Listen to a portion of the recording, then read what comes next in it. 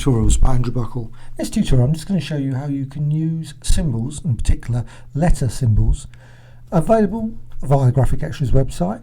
Use them with the MirrorMe plugin from Astute Graphics. Now this is a really powerful plugin with vast range of different effects and possibilities. So obviously I can only show one or two of them. So first thing to do, I'm just going to go over to these designs, these symbols, they're vector designs. So I'm just going to drag that over to the artboard, and what you can do now, go over to the MirrorMe tool. It's over here in the toolbox.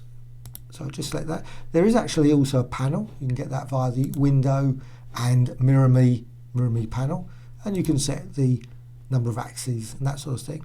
But I'm just going to go for 5, or I could go for 6, say 6. But one trouble when you're actually using it with symbols, it can work with symbols, so you can see you end up with a sort of block, so they actually just overlap. Right, so I'm just going to select there, apply to selection. What you end up is that. Now, which is okay, it's no problem, they're still perfectly decent as a design, but it probably works best if you actually isolate the item and then modify that using the MirrorMe. So what I'm going to do, I'm just going to go back now.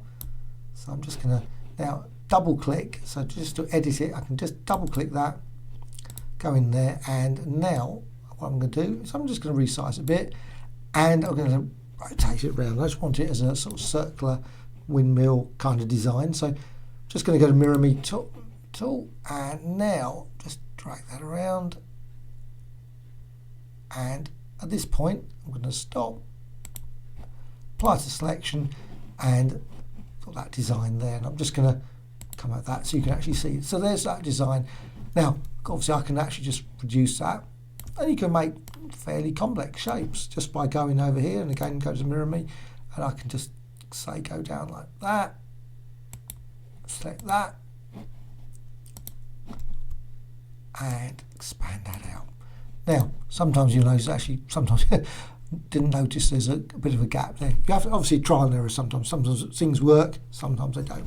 Okay, what I'm going to do now, just come out of there, isolation mode, exit symbol editing mode as it's now called, was isolation mode. So just come out of there, and there you have the symbol design.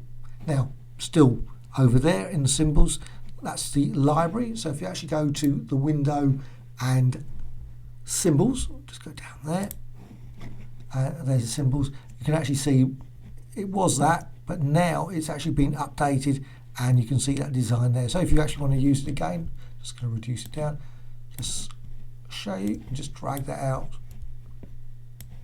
and of course you can do the usual sort of things with like, hold down Alt and just duplicate the instance there as well, and just move it over there. So great for creating maybe like snowflake designs and much more.